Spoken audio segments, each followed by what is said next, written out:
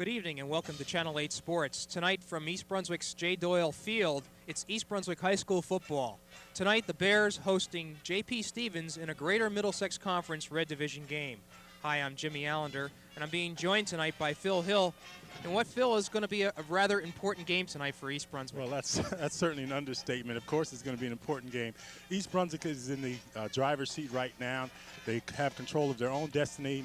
Naturally, if they win this game, they're sitting pretty well for the state playoffs. And even though coaches don't like to talk about the state playoffs and things of that sort, that's what's on their mind. They'll take one game at a time, but they're thinking about making that state playoff. Okay, what kind of opposition does J.P. Stevens provide for East Brunswick tonight? You know, regardless of what kind of team Stevens has, you know it's going to be a good game. People like to throw around the term rivalry rather loosely, but this is really one of the true rivalries in Middlesex County. Rivalry is when I beat you some and you beat me some, and nevertheless you have a good, clean game, and it's always close.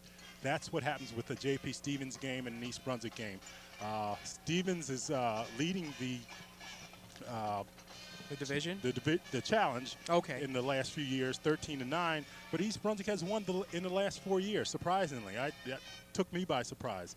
So I talked to Coach Simonelli earlier, and he feels that he has a good young team, not very large, and they're going to come to play tonight. Right, and of course when you think of East Brunswick, you think of defense. The defense has been primarily the factor in them winning games.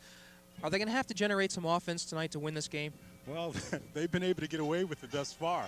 The defense has scored last week, 2 linemen scoring touchdowns, a school record 90-yard kickoff return by R.J. Davis, interceptions, fumble recoveries. Defense has been doing it, and they've been able to get away with it. Yes, they're going to have to get their offense in full gear if they expect to do well in the playoffs and later down the road. But I expect them to do that. All right.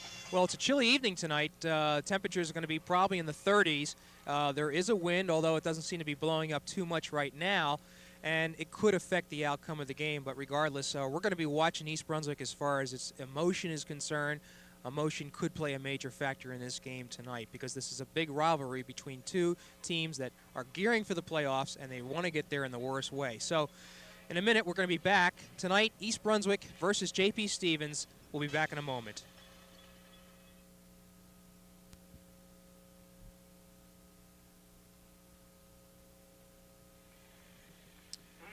Okay, we're back here at J. Doyle Field for the East Brunswick J.P. Stevens game. As you see from a distance, Stevens has won the toss and elected to receive.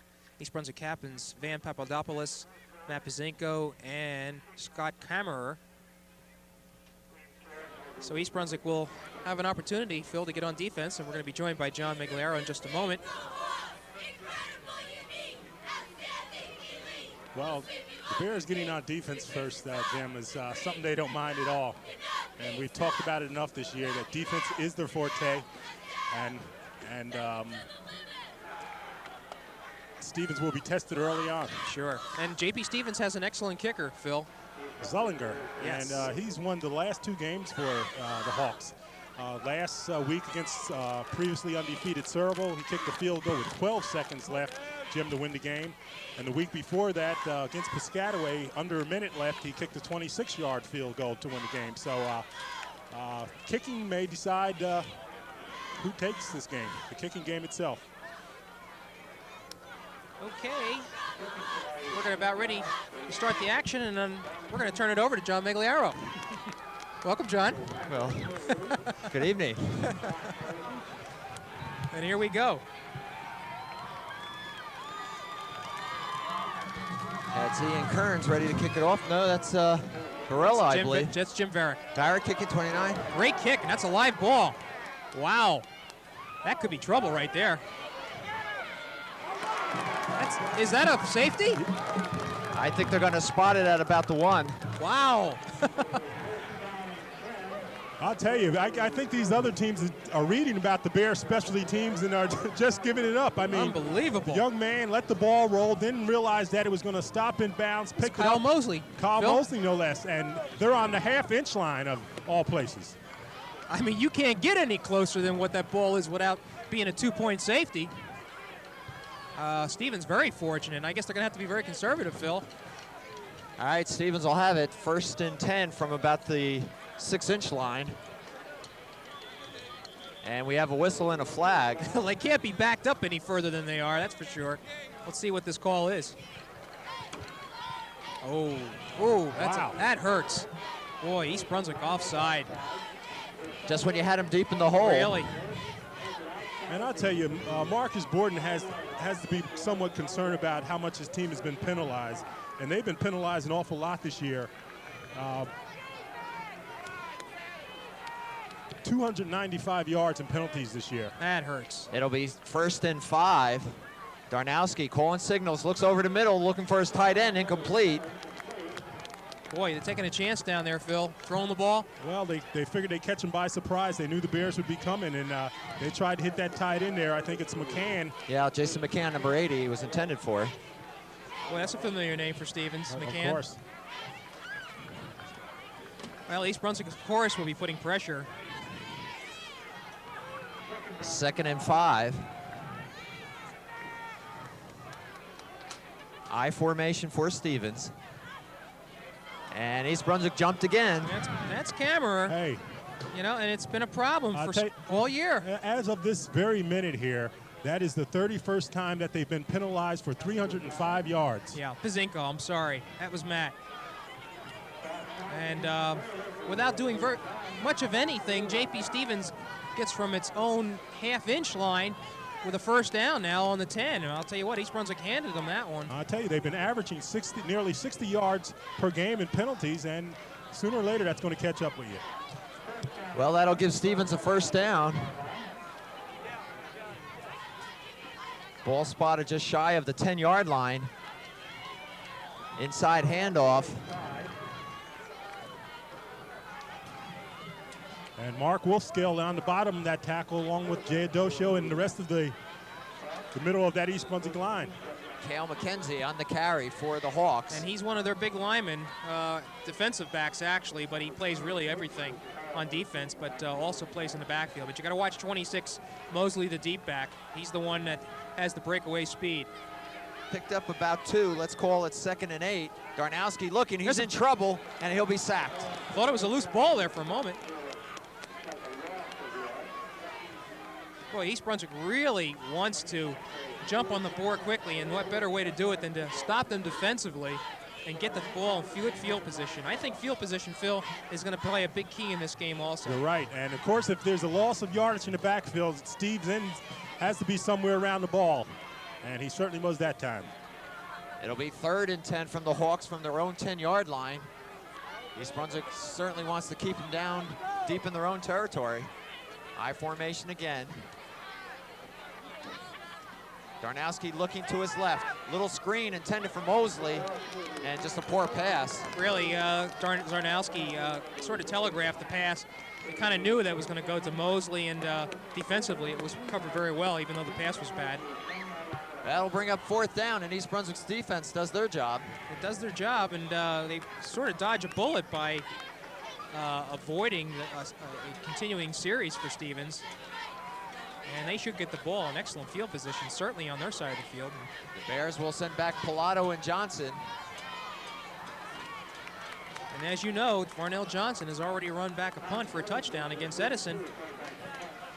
And the patented reverse should be forthcoming.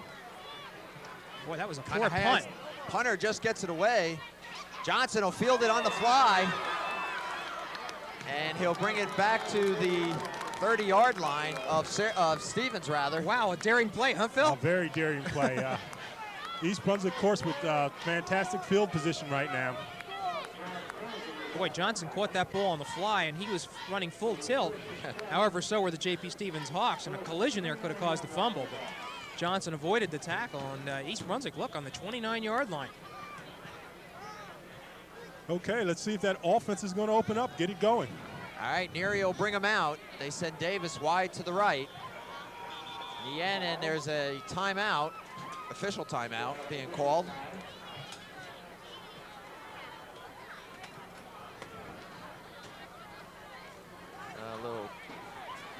They're fixing the chains across the sideline. Well, one thing I noticed already,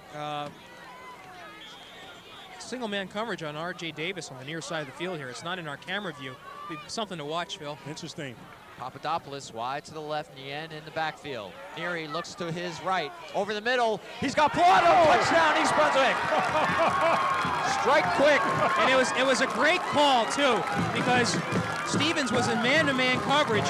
Both of the ends, Papadopoulos and Davis, were covered, and Pilato simply just broke up the middle, and the pass was there. I'll tell you, Mike Pilato showing good hands, and Jimmy, notice he put his hands up at the last minute. He still was running, then threw his hands up, caught the ball with butt hands, and took it right on in. Mike Pilato. 30 yards out, scoring pass, Neary to Pilato, and Kieran's on for the extra point. Kick is far enough, and it's good. So the Bears on top, 7-0, with 9:21 left here in the first quarter. Boy, that was a great play. It really was. Well, we asked for offense. We wanted to know if their offense was going to go clicking, and right off the bat, they've done it. So maybe a sign of things to come tonight. And you know, another thing, Phil, to point out, Mark Neary is maturing as a quarterback. He was very comfortable there. He read what was given to him, saw that play up the middle. It was probably called, you know, he had a number of options, but and also give credit to the offensive line, giving Mark Neary time to throw the ball. You're right. All right, Barrick will kick it off for the Bears.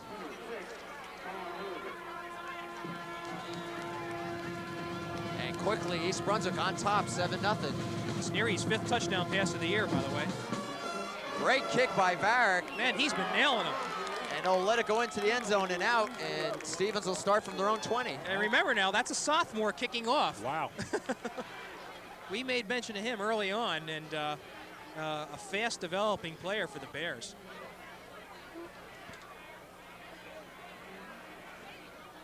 East Brunswick will march that defense back out. And I tell you, Steven has to be stung. They have to be. They had to pull out their last 2 games to win, didn't they, Phil? Yes, they're known for coming back, so they're not quite rattled yet, but they have to be thinking about it. All right, 1st and 10, the ball spotted at the 20-yard line of the Hawks. Darnowski rolls to his right. He's going to be dropped immediately. Wow. Scott Camera Came in, nailed him.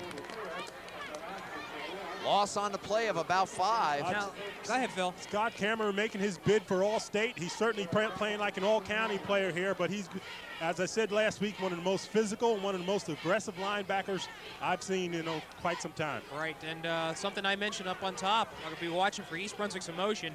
They are playing with emotion thus far. We'll call it 2nd and about 14 from the 16-yard line of J.P. Stevens. Split backfield. Darnowski's going to pass. He's dropped back. He's being pressured. He dumps it. He's got a receiver. And that was McKenzie, number 48. Got very little on that play, and again, credit the pressure that East Brunswick. Well, you got to like the on pressure, but you got to also like the discipline that the East Brunswick defense has shown. And they've done it the last few weeks. Against Edison, they did it, and certainly last week as well. Putting pressure on the quarterback, but also keeping somebody home to prevent the big one. They're just a yard shy of the original line of scrimmage, so it'll be 3rd and 11 from their own 19. Those 3rd and longs, they are dangerous. Darnowski rolling to his left. He's in Bam. trouble. He steps up and he's nailed. Well, like I say, East Brunswick is just coming on all 4s. They are really doing the job They are defensively, really. dominating the line. I'll tell you, you can give cameras in on that tackle there, but you can give Dave Dixon, number 83, he did his job turning that play in. They turned in, they had no place to go, and they got nailed. Another 4th down for the Hawks. And certainly East Brunswick will get the ball again in good field position. If I were Stevens, I'd kick it away from Varnell Johnson. But kicking it to Pilato's no picnic either. Brunsell is the punter. He gets a good snap this time. Gets it off. It's going to be a short punt. Pilato will let it bounce, and it'll be down by the Hawks. But East Brunswick's got great field position. Basically the same position that they were on 1st down last time. I'll tell you, that's just shy of the 30-yard line. Boy, Phil said it too. Field position, very important. East Brunswick so far does not have to drive long. They scored on that first opportunity. Will they come back with the same formation right now? I was going to say, let's see if the man-to-man's here. It looks like it. It sure is. East Brunswick 1st and 10 from the Hawks 28. Yen is the sole back. Same formation, you're right. Neary will put Johnson in motion. Inside handoff to Yen, and he picks up about 7. Wow, and really you got to expect it because Stevens has to be spread out, trying to protect itself from the passing situation. It leaves the middle open. Good point, Jim. Chi Yin, the workhorse for the Bears, the leading rusher for the Bears, has really been doing the job all year. Let's call it 2nd and 3 from the Stevens 22. Wishbone formation now in the backfield. That's Johnson. Look at He's that going to hole. dance in. Touchdown, East Brunswick. Bill, did you see that move right there? Wasn't that a great move? A super move by Vernell Johnson. He does it all, just to everything. 21 yards. And it's too early to say anything, but this is looking easy. So really, a token resistance by J.P. Stevens. Well, I think East Brunswick is serving notice to the rest of the GMC that they're in control, at least up to this point. Well, I think there's something else to be said in a minute here after we watch this extra point. Cairns, good foot, and he shows it.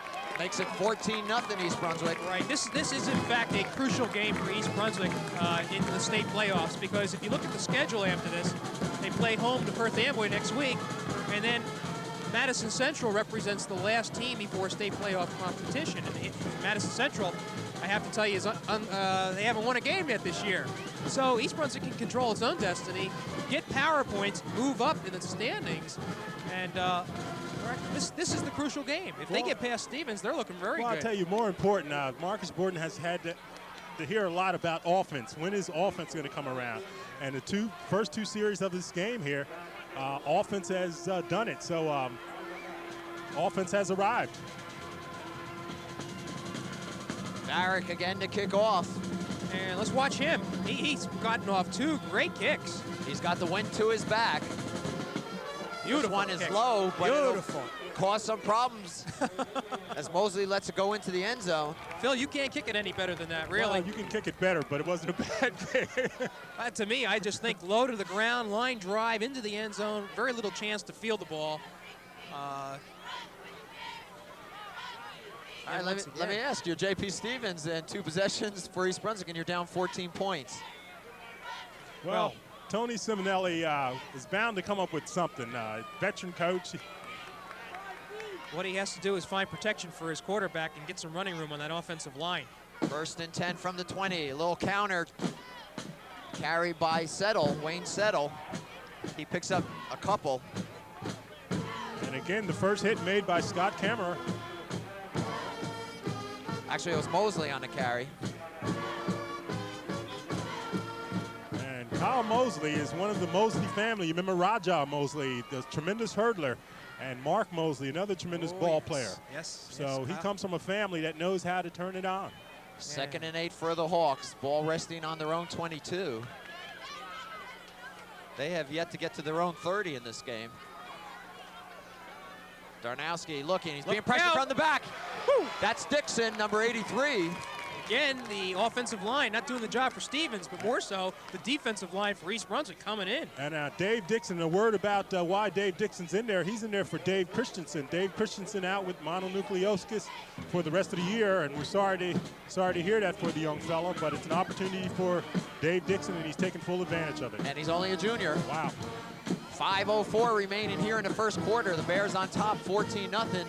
And Stevens facing a 3rd and 14 from their own 16-yard line. High formation. Darnowski to Mosley. Beautiful play. Mosley has nowhere to go. Who was that, 56? I believe that was Wolfville that was in. Wolfskill, Pazinko, Yes. Jay Adosho, they actually blew the Stevens blocker back into his own man before they tackled him. So they're being very aggressive, and maybe that's the trade-off for Marcus Borden. We're talking about the penalties, but you don't want to restrict your team so much that they won't be aggressive. So maybe he's willing to take a few penalties to let them be as aggressive as they want to be. All right, Brunzell is in to punt again, his 3rd punt, and we're still in the first quarter. It's a late arriving crowd, but they're coming in now. Pilato and Johnson back for East Brunswick. Boy, punting from his end zone for the third consecutive time. High snap, gets it off, a short punt. Again. Pilato, fair catch, and he'll make it at the 25-yard line.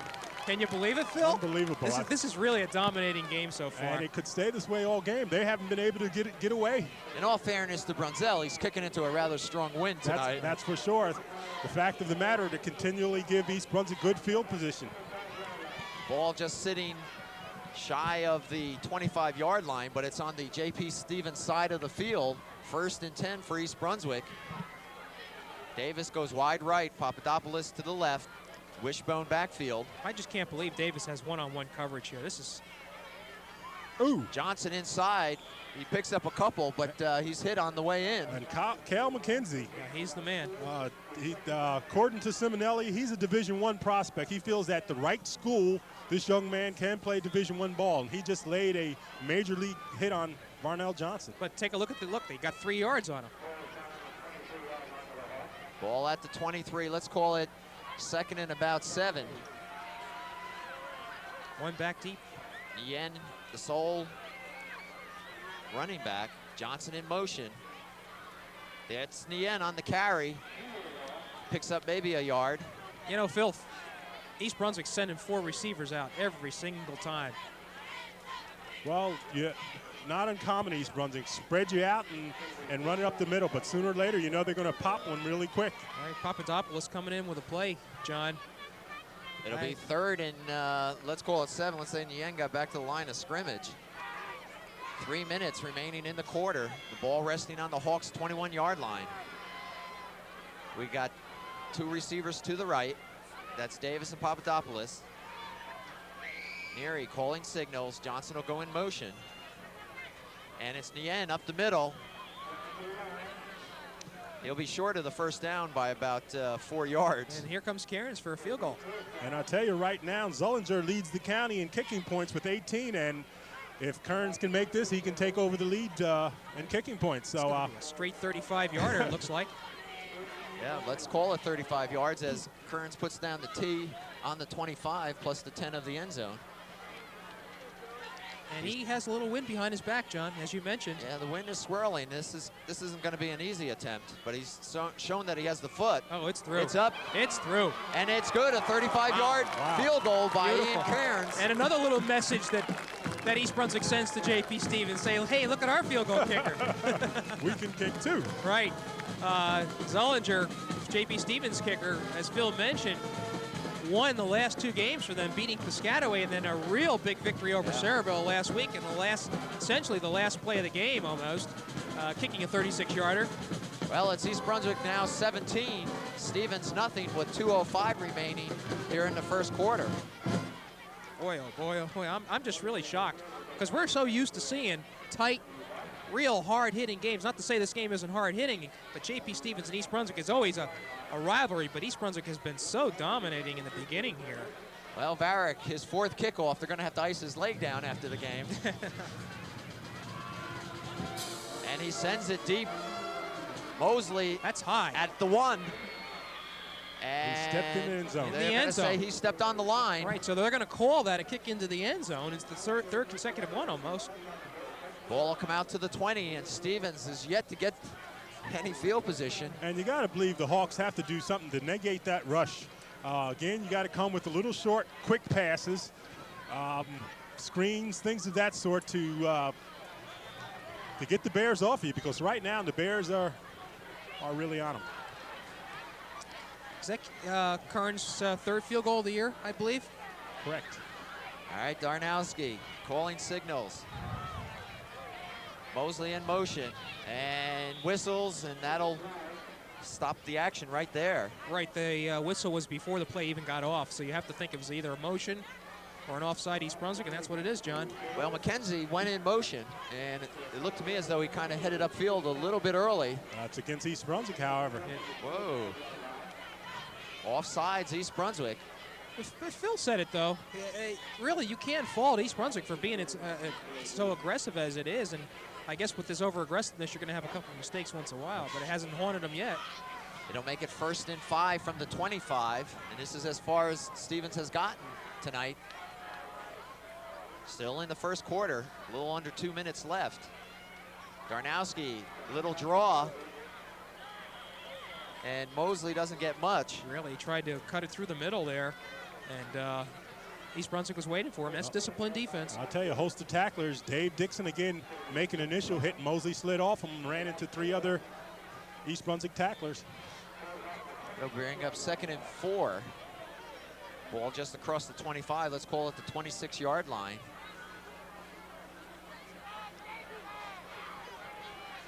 Stevens, they look like they're in shock over there on the other side of the field. Very quiet, yes. Darnowski from the I formation, rolls to his right, looks for some help. A block, doesn't get much, and gets back to the line of scrimmage, if that. And there's no doubt who's winning the battle at the line, Phil. Yeah. Yeah, that's very obvious, both sides of the ball. Well, East Brunswick's probably glad to finally see a team their size. And somebody their size, they're really beating up on. Well, looks like we're going to finally get the end of the first period here, huh? We're down to about 45 seconds. East Brunswick on top, 17-0. And Stevens facing a 3rd, and I'll say 3 yards. Ball at their own 28. Darnowski will put it in the air, and he does, and it's dropped. Yeah, dropped is the word. Number 85, Harkness, had it in his hands. Right, would have been a first down. Again, East Brunswick coming in on the rush. Darnowski didn't really have a lot of time. Well, Phil, that's what that rush does to you. Darnowski probably threw it a little bit sooner than he wanted to. With the pressure coming down on you, it happened every time, particularly if you've been hit several times. You got to believe perhaps the Hawks will wait till the clock runs down so they can punt on the other end, but they're not doing it. Well, they can't do it because it was an incomplete pass. Brunsell to punt again. Pilato and Johnson back. Gets off as good a kick as you can get in this kind of wind. And the ball will be down just inside the 50-yard marker. My point, gentlemen, was that there was 35 seconds left, and they, instead of maybe taking 5 yards and getting, you can't take the penalty, of course. No, the clock had stopped on the incomplete pass. East Brunswick would refuse it, regardless. They would have to punt the ball to get the clock going again. Right, and we can congratulate the Hawks for getting over the into East Brunswick territory for the first time, even though they don't have the ball. Ball at the East Brunswick 49, 1st and 10 with 13 seconds. Neary looking, being pressured, steps up, he's got some running room. If he can get to the outside, he does. He's got the first down and more as he goes into Hawks territory. See that block by Davis? I saw Davis, one shoulder, not both shoulders, one shoulder there. Just want to ward off the young fella. It's worth an extra 5 yards. I tell you, Neary showing good form, good speed, picking up good yardage. First down, East Brunswick into Stevens territory. The ball spotted at the Stevens, let's call it 36-yard line. 4 seconds remaining, first quarter. Mark Neary coming into this game as the leading all-purpose gainer for East Brunswick with 93, averaging 93 per contest. Davis comes to the short side of the field. East Brunswick, tight formation, wishbone. Neary, pitch back to Johnson. He's going to put it in the air. Oh.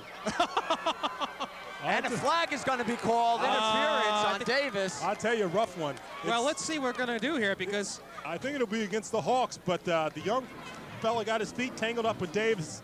It looked like a no harm, no foul type situation, but apparently they're going to call it. Well, the other side, Phil, too, is that maybe against Stevens. Well, Mosley disguised that rather well, I thought. Well, the ball couldn't have been caught, though. I mean, where it was thrown. Well, it's going to be a 15-yard penalty, and that's the quarter, John. That'll do it. We've had a lot of fireworks after one. East Brunswick 17, JP Stevens nothing. And I don't know if the officials realize that it's the end of the quarter. Well, they will in a moment. Anyway, I think they will. No, they don't. Isn't that amazing? All right, somebody's going to have to get their attention because they should be switching the sides of the field. And we're going to have a play here. Well, we're going to start whatever. All right. Either the... Well, there's no time on the clock. Anyway, Johnson will go in motion. Ball at the 20-yard line of Stevens. Well, now we're going to... Somebody ought to say something now. Well, we got a procedure penalty against East Brunswick. I guess the point is they're saying that we got the official time on the field, so therefore we don't care what the clock says. I always thought the official time was kept on by the clock. Well, we're not sure what's going on. It's a procedure against East Brunswick.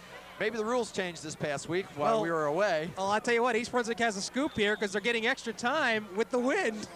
I can't believe no one on Stevens' side is raising the issue either. So it really is. Maybe that Phil amazing? is right. Maybe the official time is down on the field. Oh, boy. And it's not all that strange that we're out of touch with things. Anyway, we'll run it. It's the ball moved back to the Stevens 25, inside to the end. Well, he's still got on room. his feet. He has room. Ooh. And he's to about the 11-yard line. And he'll get back to the original line of scrimmage, and now they'll call the end of the first quarter. Okay, and what a quarter it has been for East Brunswick. Gosh, leading 17-0 is, to me, it's totally unexpected. I did not expect the dominance of East Brunswick defensively. I didn't expect them to score as easily as they had in the first two possessions. Field goal, I don't think there's really anything wrong. It's probably one of the best quarters that East Brunswick has played all season. I think you're stunned. I think the Hawks are certainly stunned. The Bears look very potent. Very potent is the word. And it's exciting to see this type of play because it bodes well for East Brunswick in the future. They really are, you can just see the confidence level growing week by week. They seem to play with just the right amount of intensity. I know that victory over Edison was a big one to get them over the hurdle. They needed that win, and it gives them all the confidence now to just go right through the slate. Well, I had mentioned that East Brunswick has the ball at the 11. It's actually the 16, but they're knocking once again. It'll be 2nd and 5 for the Bears when they get ready to start the second quarter. Well, ordinarily, Phil, you may be concerned that they're going into the wind, but their ground game, that's not really a concern. That's right. They're doing what they want. Davis, wide left. They're in that passing formation that we saw. Otto in the slot.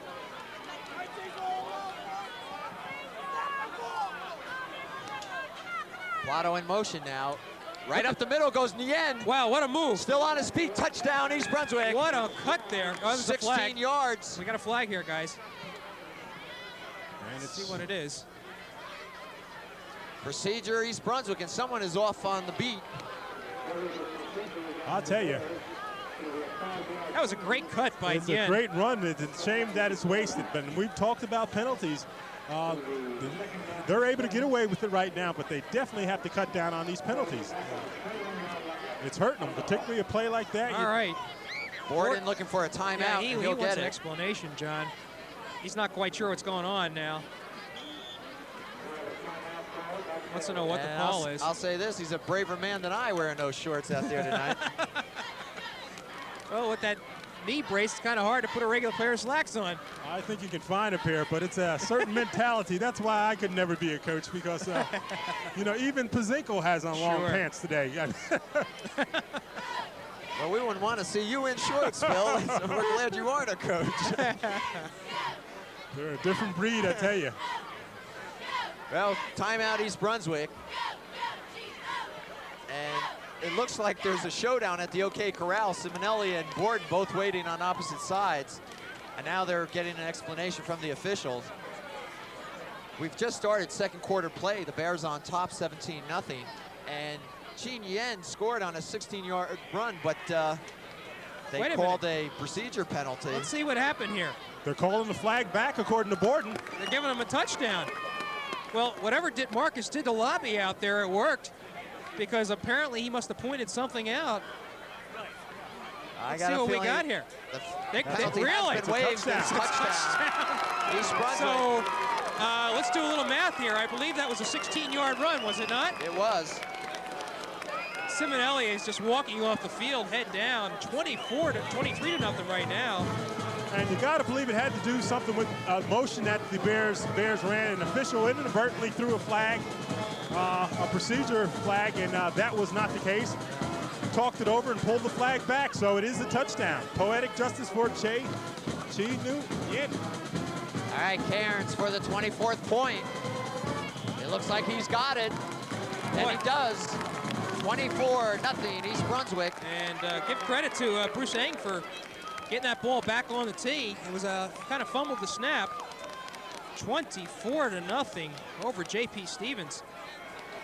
And well, I'd be very curious to ask Marcus Borden what he said to the officials. I don't think it had a thing to do with Marcus Borden. I think the officials had, if you notice, they were talking to Tony Simonelli first.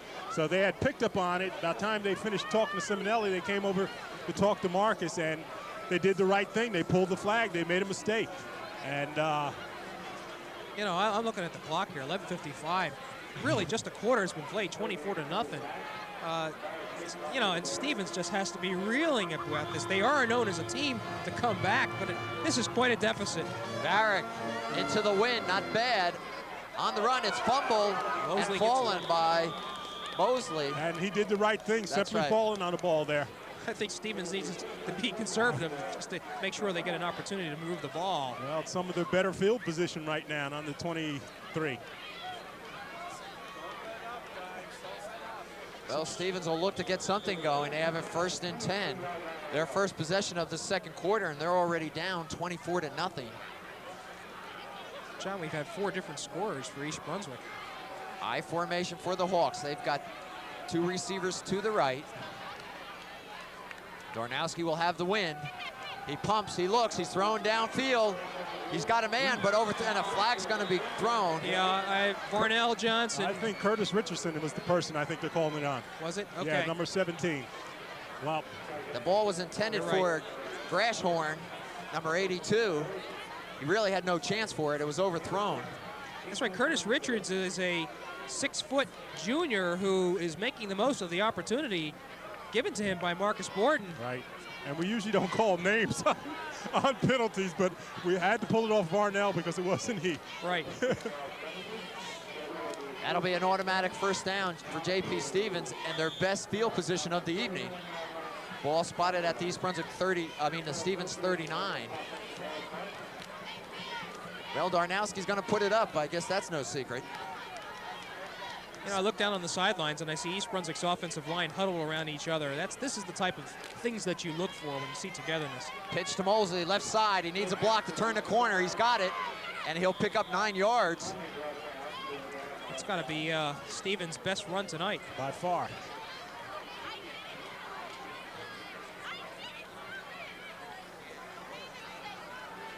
And I'll tell you they're down 24-0, but if tradition has anything to do with it, Stevens won't give up. You can bet that. That we know. Ball just shy of midfield. Let's call it 2nd and 1 for the Hawks.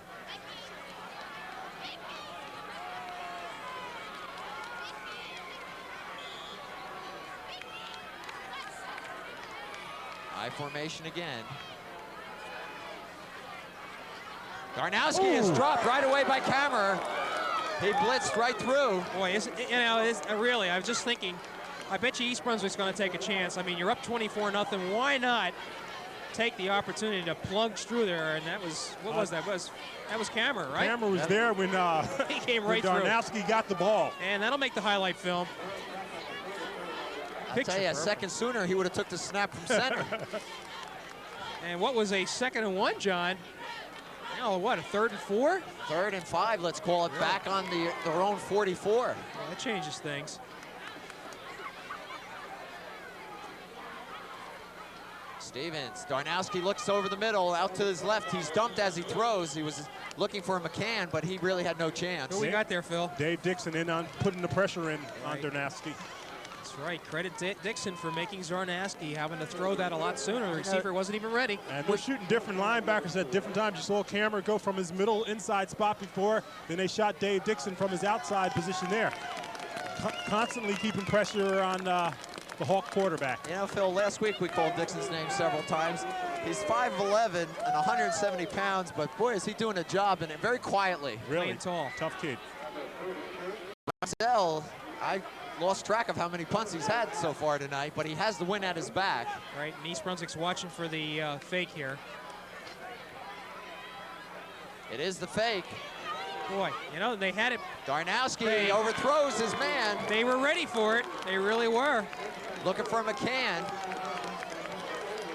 And Phil, every time, and Jimmy, Darnowski lets go of that ball, he is being nailed. He's being nailed. And number 86 for the Bears, Jim. Who's that? That's East Barbara. Frank Barbara. Okay, number 86 right there. Well, East Brunswick will take over on downs, and they're in Stevens territory once again with 10:29 showing on the clock here in the second quarter. 4 different scores for East Brunswick, and I have a feeling we're going to be calling a lot of names tonight. Papadopoulos to the left, Davis to the right. Pilato drops the ball, I believe. I think he had it taken right out of his hands. And they're going to say he was stopped at the line of scrimmage. Good for East Brunswick. Good for the Bears, really. They could have called him for having that ball stripped right out of his hands. Well, when it's actually he lost about 2 yards, but you're right, Jim. They came away lucky on that. And we see Scott Kammerer going in at his tight end spot here, so let's see what that calls for. Neary getting his backs in order. Davis to the left this time. Neary will keep. He'll step up in the hole. Great read. Great read. He'll pick up about 7. Neary was undecided as to whether to pitch it out, but saw the opening and then cut it right up. Well, he saw the opening because Scott Kammerer had just sealed off that side there, blocking. Great blocking on the offensive line. Matt Skirby, number 60, as you can see there. Number 52, that's John Liano. It'll be 3rd and 6 for East Brunswick at the Stevens 39. 63, Jim Kale. This is Johnson's. Oh, Sidesteps one tackler, and he's going to be short of the first down. well, I would guarantee you, well, I'm not going to guarantee it, but East Brunswick really has little to lose by going for this. Well, they're going to, well, let's see what they're going to do. Some personnel change. Borden's making a lot of changes, and they're going to punt it, apparently. Varela will do the punting.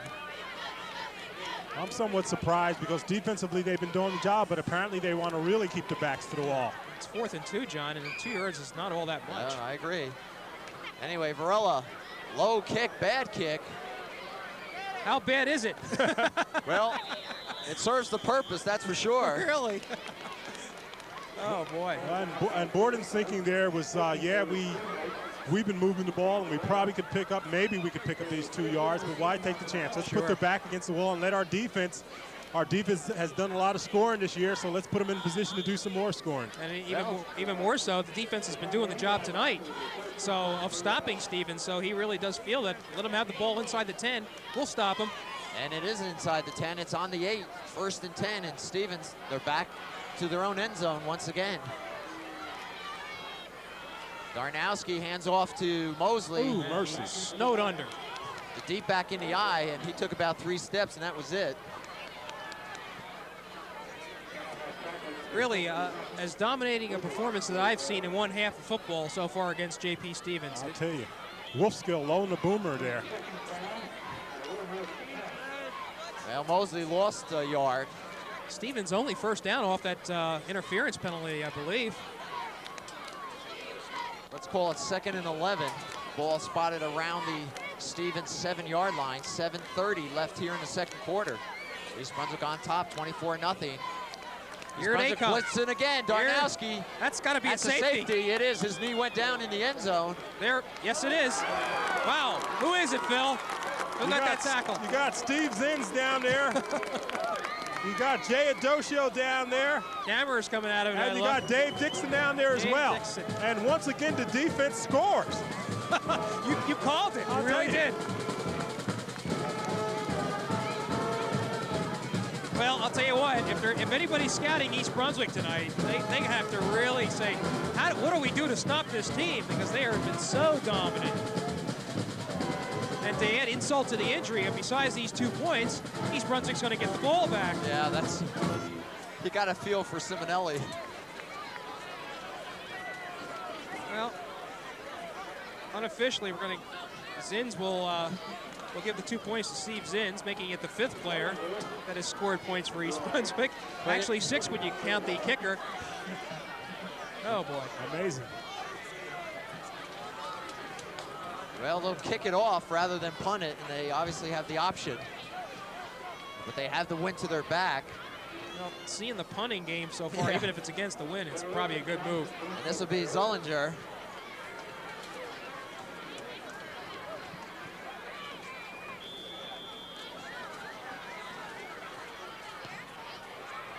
And rather short kick. This will be Johnson at his own 31. Right up the middle. Cross midfield, and that's where he'll be taken down. Whoops, is that McKenzie down with his knee? The young man who made the first hit on There is a J.P. Stevens player down, John and Phil. on Varnell Johnson is the man on the ground. Someone in the 78, I believe. Lackey, Ryan Lackey. I can't tell though.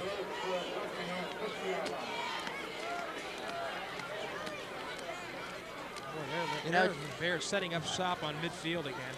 Jimmy and Phil, I think there's an axiom in high school football that seems to be true, particularly this year, when you look at where Stevens is, and not that they're a bad team, but in particular Madison Central, what goes around comes around at some point. This game is a game of cycles. I did talk to Bob DeMarco during the week, and Bob was mentioning that he seems to think that things tend, as high as you can be, and Madison Central was high for a number of years. This year they're 0-4 at this point, and they're reeling, and he thinks it's going to turn around. He has a good group of juniors and sophomores You coming. hear about these cycles things. There's a town right a few miles away. They don't seem to be dealing with these cycles things. I mean, Where's that, Spotswood? They just win all the time. Watch what you say, John. I'll tell you, we're laughing. There's a young man down on the field, that's a and good point. certainly we hope he's all right. Exactly. But speaking about that point, John, I had a chance to go to the special day for Joey T. retirement last weekend. It was an all-day activity. And one of the big questions asked of me time and time again by people, Phil, what do you think? If South River played East Brunswick, what would happen? And of course, I didn't really give any answers, and I have an opinion, but I'm going to keep it to myself. But I'll tell you this: as far as the deficit for New Jersey, if we really wanted to clean it up, all they would have to do is charge $10 a ticket at the end of the year, and New Jersey wouldn't have a problem. So maybe I'll give Florio a call and see if we can set it up, because that game would be sold out. I'll tell you. Move it to Rutgers Stadium, huh? Move it to Rutgers Stadium, really. Yeah. That is generating a lot of interest, but I think in fairness, though, it's a question that's being asked this year of South River because they have such a great team. In too many years in the past, they've had their I think during the 70s, Phil, you got to remember there were some years there where they weren't having such a good program, and of course then when Kenny Jackson came along, things went well. But that's South River football. This is East Brunswick football here we're looking at, and got to give credit for East Brunswick's program for all it's done.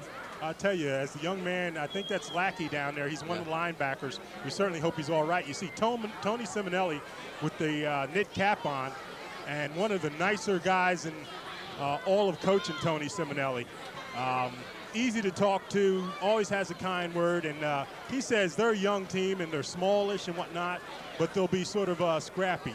And he's a Rutgers graduate, played for Rutgers, and looking at him standing out there, they had a nice story on another Rutgers alumni in a newspaper today. And they were talking about John Emery, a really nice story on John Emery, also a Rutgers graduate. 30 years here at East Brunswick under 5 different coaches for East Brunswick, and he's seen it all, and he still has a love for the game. So, well, if you know John Emery, he's just that kind of guy, and the love of the kids, love of the sport. To be here 30 years says something. And let's face it, he's not in it for the money like any of these coaches. That's for sure. That's for sure. Well, it looks like Lackey's up. Okay. And that's a good sign. That is a good sign. He's walking off. The way he was laying down there, I was surprised he got up and he's walking as well as he is. So who knows, maybe he'll even be back in the game. All right, let's get back to the game. 7:10 remaining here in the second quarter. East Brunswick taking over after a safety. It's 26-0. Yes, you heard me correct, 26-0. And East Brunswick has the ball right at midfield.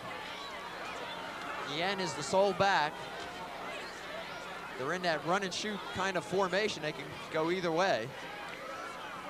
Varick in motion, and that's Nguyen up the middle. Oh, he plows his way. And he carries one J.P. Stevens player about 3 yards on his back.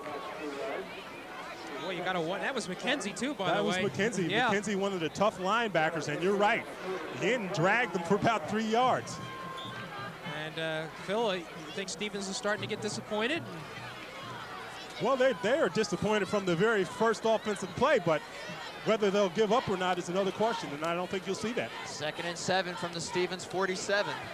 Wishbone, inside is Nien. Oh. Nowhere to go this time. I'll tell you, a host of Stevens tacklers right there. And, you know, you're probably asking yourself, you know, why isn't East Brunswick throwing the ball? They really don't have to. With this 26-0 cushion now, they can play conservative, they can run the ball, eat up the clock. They really, I mean, the lead is, the cushion is there. More importantly, the way that defense is playing, Yes. not much to worry about, That's at least right. up to this point.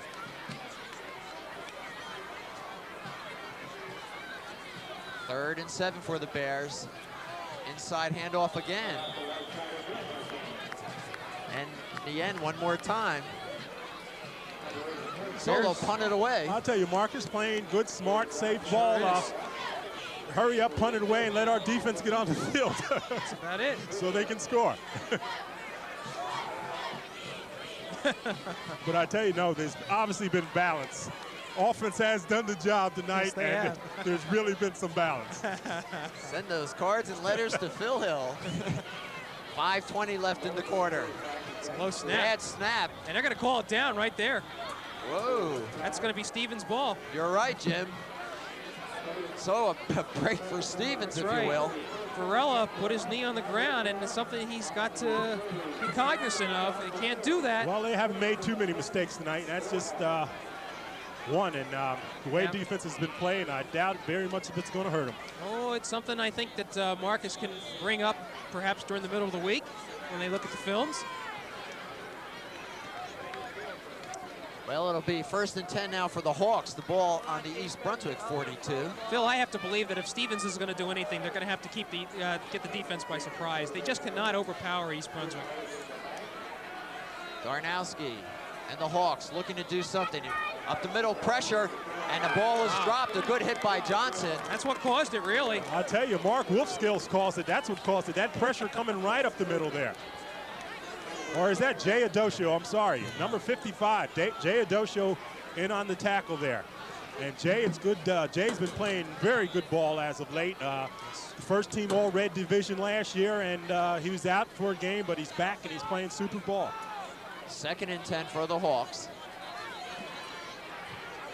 They really have to put it up in the air. East Brunswick jumps. It's the middle of that line. It's Doshio kicks the turf. He was one of the guilty party. They just want to get in there. Sure. They just can't wait. And believe me, they're going to have to discipline themselves. But again, Marcus won't be yelling too much. They're aggressive. They're going after it. And you like to see your team do it. You don't like the penalties, but you like to see your team be as aggressive as the Bears are being. Right, and It'll be 2nd and about 5. should be 5 anyway. It looks like more like 4 from the mark off. Darnowski, quick look, and he's got his man. Touchdown, Mosley. I think that's settled, John. 28? Yeah, Yeah, okay. Settle. I'm sorry, you're right, Jim. Wayne Settle. settles. Wayne settled. Wide receiver, a speedster, and he just has stung the Bears. Well, quite honestly, I don't ever want to see a team become complacent. Right. You know, 3 downs and out, and Well, it's really the first opening that Stevens had all night. It's just a fine play by Stevens. The Sure. young quarterback, Darnowski, hit it streaking. Settles caught it in stride and took it in. he goes about 38 yards. Darnowski to Settles for the first score. Zollinger trying to make it 7. Well, quite frankly, He does. you really can't expect to keep Stevens down the entire night. Momentary lapse in East Brunswick's defense. Well, it makes it 26-7, and certainly you're not going to call in the troops. You're not going to call the troops, and we said it early on when it looked like Stevens certainly was being annihilated. This team won't give up, and I've never known a Stevens team to give up. And they'll keep plugging until the end.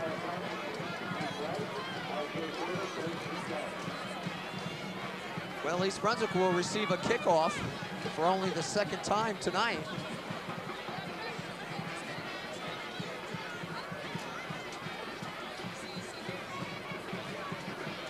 Stevens kicked off to start the game, and now the other kickoff was really the result of a safety. Okay.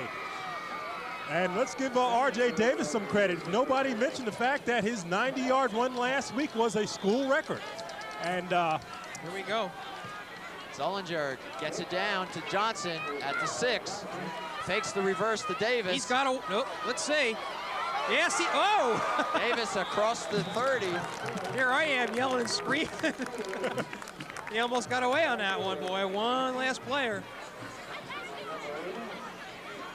And Jim, quiz time. Yes, sir. Davis ran a 90-yarder last week, and Yeah, two who people held it? had the record. Can you tell me Yes, sir. who had it and win? We were there to see it. Andy Wernberg. Right. J.P. Stevens, 1984, Edison High School field. Was that cold? And we had another one not too long ago, the same yards number, 89 yards. Ramon Trenton against Piscataway. Yes, we remember that one, too. All right, East Brunswick, 1st and 10 from their own 32. Neary pitches back. Johnson, it's a bad pitch. He'll fall on it. And I think he was able to pull it in. Barely. Barely. Well, Neary is kneeling down, and I don't know if you can really fault him. Maybe he pitched that ball as he was hit, and that was what caused it to become errant. I'll tell you, it's very fortunate to get the ball back. It would have been a very big break for the Stevens if they would have been able to recover that ball there. The Bears are very fortunate right now. And momentum, you gotta watch it because it can swing just like that. I agree. Stevens does have the skilled players.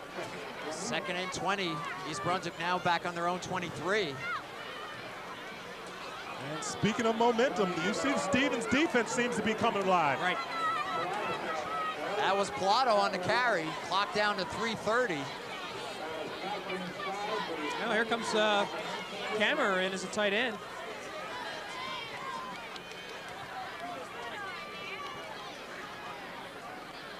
I'm not going to make the call here, but I tell you what, an end around would work very, very well in this situation. Well, it's 3rd and 25. East Brunswick's on their own 19. So they've moved backwards in this drive. Official timeout. Well, you have Kammer in there. They've thrown to him once this year on a quickie. And the way the defense is set up here, they may try to get a streaking Kammer coming off the line. They'll hand it off instead. I think that's Pilato on the carry. Right, they had Kammer in there for blocking purposes. Pilato followed right there. And the Stevens defense has come alive. And these kids, that score, I think, has pumped them up. And they're starting to believe that they can get back in this game. So we'll keep an eye on it. Varela on to do the punting with 2:40 and the clock running.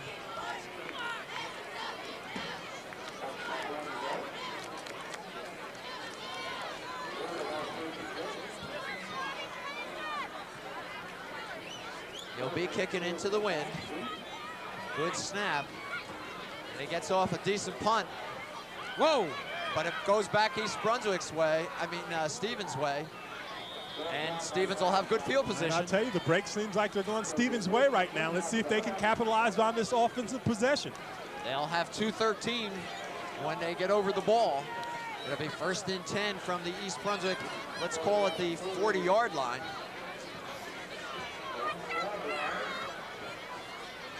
And at this stage of the game, kind of like an important series right here. Kind of like a real important series. And I'd watch number 80, Jason McCann, has been known to come up with the big play when they need it offensively. Let's see if they go to him. Look for him over the middle, if anything, I would think, Phil, with his height. Darnowski out of I formation. And it looked like motion, no call. Darnowski gets it out. Whoa, he was open. And that's McCann, 82. Grashorn, rather, I'm sorry. 1st down to the 20. And you just can see it, you can feel it. These kids are starting to really believe in themselves, and they've done things right defensively, and they're moving the ball offensively. Well, East Brunswick's #1 task now is to keep Stevens out of the end zone at this half, before this half comes to conclusion. Well, they got to do something to disrupt Stevens' rhythm. Clock running, 1:37. Ball is on the East Brunswick 21. 1st and 10 for the Hawks. They trail 26-7, but are looking to put some more points on, get back into this game. Inside, that's number 48, that's McKenzie. And he picks up good yardage. Phil, I've seen too much Stevens magic over the years. I never count them out. We've seen a lot, and particularly near Halloween. That's right. 2nd and about 7. Clock running, 57 seconds. They're going to have to put it up. They can't keep it on the ground, or they'll use their timeouts. Let's see. East Brunswick's playing on the line, too. Quick pitch. Mosley, left side. He'll go out of bounds, but he doesn't pick up the first. He's very close, John. Oh, the clock is running. They said he did not get out. And Stevens is going to have to take a timeout, I would think. And they're not. That's strange. A lot of times clicking off the clock right now. And they're in a huddle, in fact. I'm surprised by that as well. Well, they want to score and probably not have a kickoff if they could all, help it, if at all help it. 20 seconds. 3rd and about 3. Darnowski rolls to his right. Flag is down. Pass to Grashorn again. He stays in bound. 10 seconds. The clock will stop at 9. And really not a great sequence for J.P. Stevens here. Not only is that's a motion penalty, but only 9 seconds left on the clock. And really, you don't have that many opportunities left. We may see Zullinger. They may just decide to go take the 3. They have the win. Let's see, that would bring the ball back to the 18-yard line, so you would be looking at a 35-yard field goal if Stevens wants to go at this point. Okay. Now they call timeout, John. Yeah, I agree, Jim. A little strange, a little surprising. And it does look like Tom Zullinger is going to attempt a 35-yard field goal here, or 34, depending where he puts it.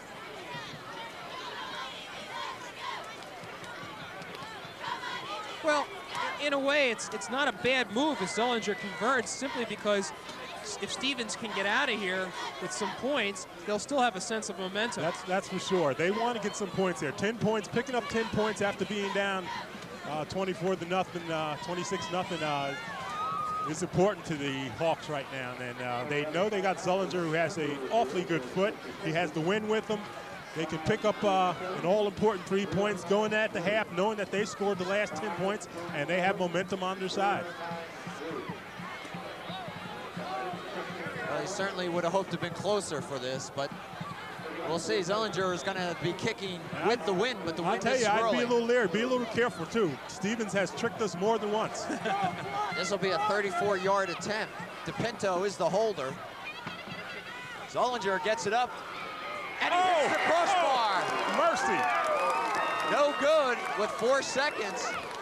And East Brunswick dodges the bullet. I tell you, trick, no treat tonight for Zullinger. I mean, how close can you come? Really, that was an important miss, I thought. How close can you come? So 4 seconds, East Brunswick will have a chance to run one play and then head for the locker room. And it looks as though they'll go in with a 26-7 lead. Now Borden's yelling some instructions down to his players. I'm sure he's just telling them to be conservative. We can look for Chi Nugan to take this ball right up the gut here. How about Neary just falling on it? How about a little inside counter? Whoa, look at this. Nien. And that'll do it. Halftime as Nien picks up 10 yards to close out the first half. Good for the stats. Bears on top, 26-7. So what do you think, gentlemen? Well, I think it was a game of really almost 2 different games in one half there. East Brunswick coming out real fast, and then Stevens showing a little spark towards the end. We might still have a game. Stevens showing a little spark. The Bears, however, are in control, and I don't think momentum has swung that much. That if they would have picked up that 3 points, it would have made somewhat of a difference. But right now, the Bears are going to go in, come back out, start over a new half. And they seem to have the better team all the way around. And when they do come back out and start up, we'll be there with the action.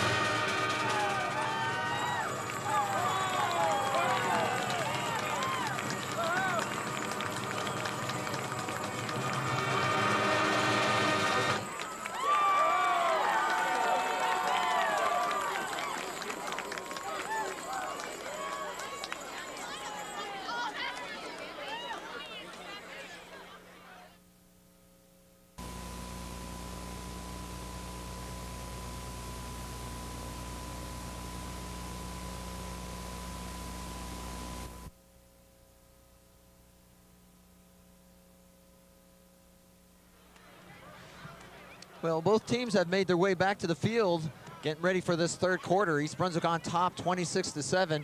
And Jimmy, a number of scorers tonight for the Bears. Right, and as we had mentioned, East Brunswick came out hot and heavy. It only took them 2 minutes and 39 seconds, I believe, to put their first score on the board. It was the first play after Stevens had given up the ball. It was a 30-yard play. Mark Neary passing to, it was Tom Polito for a 30-yard touchdown. Made it 7-0. East Brunswick came right back, scoring at 6:10. A 21-yard jaunt by Varnell Johnson right up the middle. Point by Ian Cairns was 14-0. And then again, it was sort of a indecisive play, but I believe it was Cairns that kicked a field goal 35 yards at 2:10 of the first period, 17-0. And East Brunswick still wasn't finished because at 5 seconds into the second quarter, a 16-yard run by Che Yen made it 24-0. Where there was a flag thrown on the play, and they weren't sure whether it was a touchdown or not.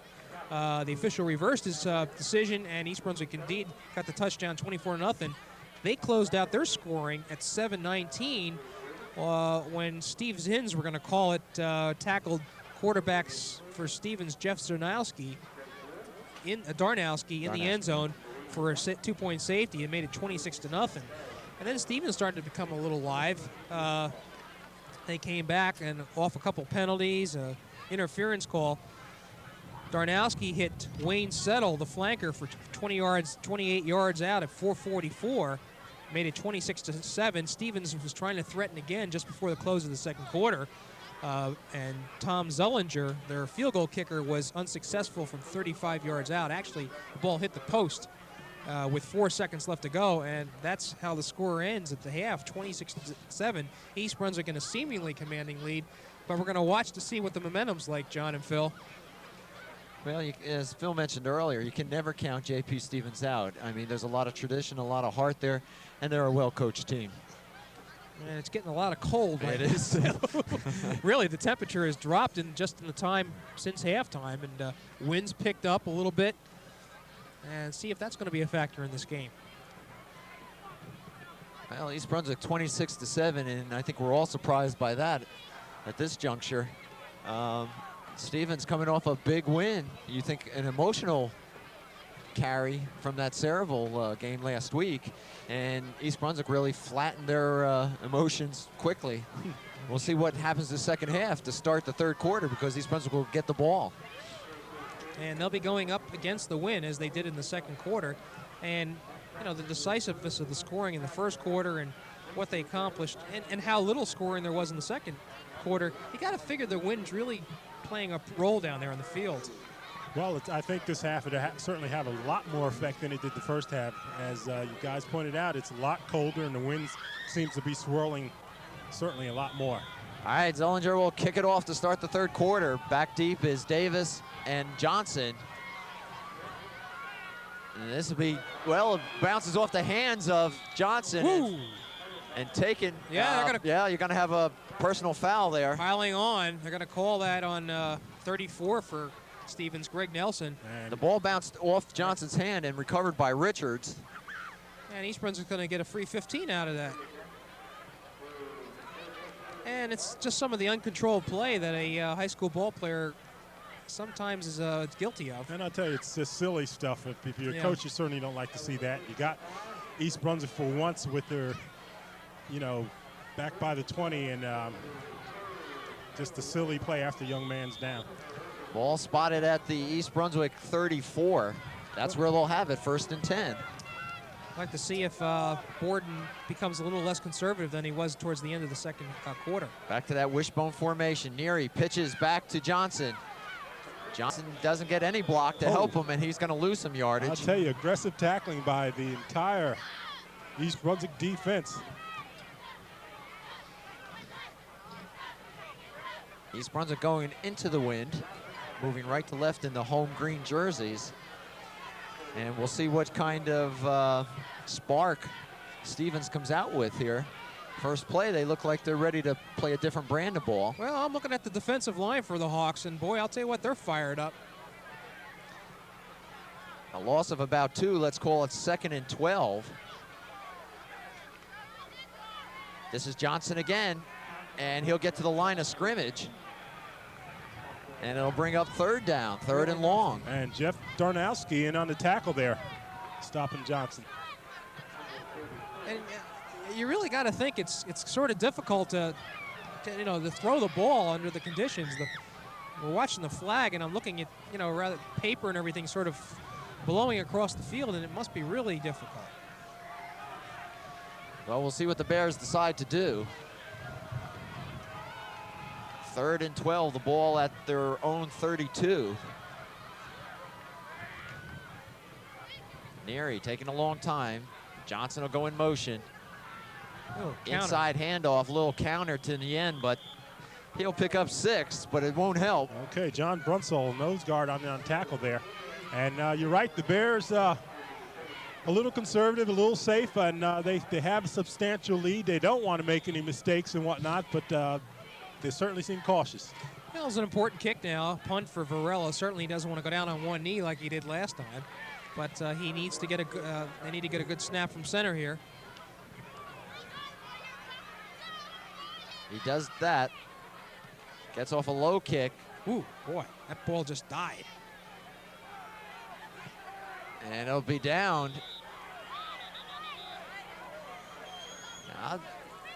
Well, smart play by Johnson, because I honestly thought it went off the foot of the Stevens player, but apparently that wasn't the case. So Stevens will have, well, in the way things are going tonight, pretty good field position for them. Some of the best position they've had thus far. It'll be 1st and 10. The ball sits on their own 35.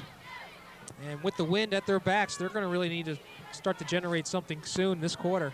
Well, let's see if Stevens' coaching staff has made any changes on the offensive line, particularly the blocking scheme, as Darnowski's been pressured all night. Mosley rather in motion, a quick pass looking for McCann, in and out of his hands. I'll tell you, Darnowski had read the blitz, got the pass off to the receiver McCann, not able to hold on to it. And Phil, that's one way certainly of nullifying the rush. Really, and Gehrman right there on the tackle. 2nd and 10.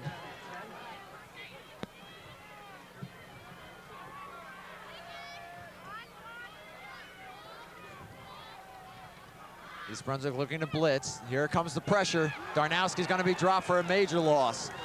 And I tell you, Jay Adocio, 25. Jay Adocio, 55, coming in from the middle. Blowing in from the middle. Right, along with, I believe Zins was in on that play too.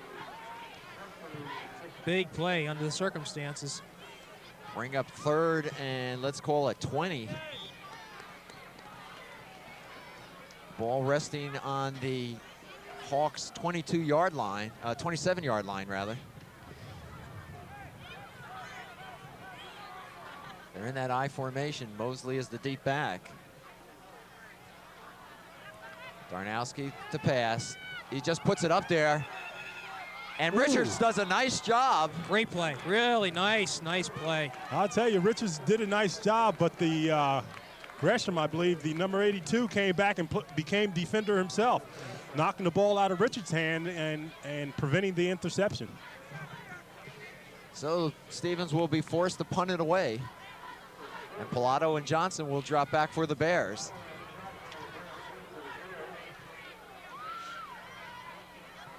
And with this wind, I would suspect the punter should get off a good one here. Punter is Brunsell. I'm sorry, I've been calling Brunsell. I think it's Mendez, number 81.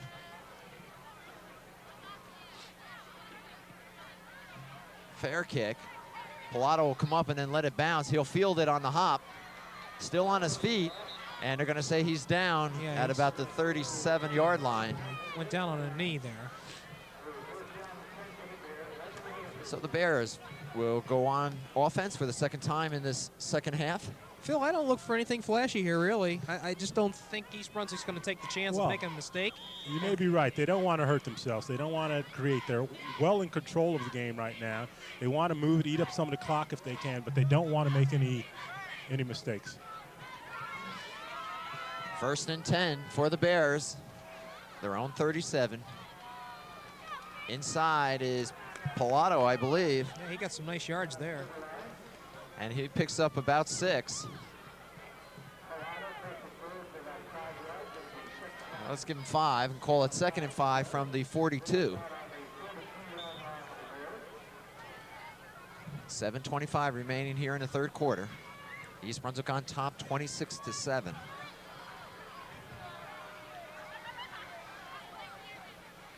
Oh.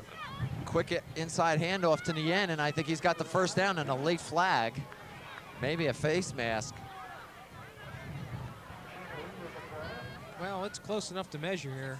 If it's It is a face mask. Right, John. so, if it wasn't a 1st down, it is now. And it'll come on at the end of the run.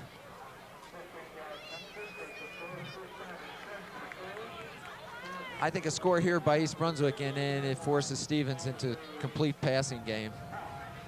Well, I got to think that they even have to pass right now, John. You know, the clock's moving. We're already really halfway through the 3rd period. Good point. 1st and 10, the ball at the Stevens 38. Johnson still on his feet, and he'll pick up 8. Well, he danced his way there. And McKenzie and Settle went on the tackle, but Johnson picking up good yardage, and good thing they were there, because if he hits the outside, he's gone. Yep.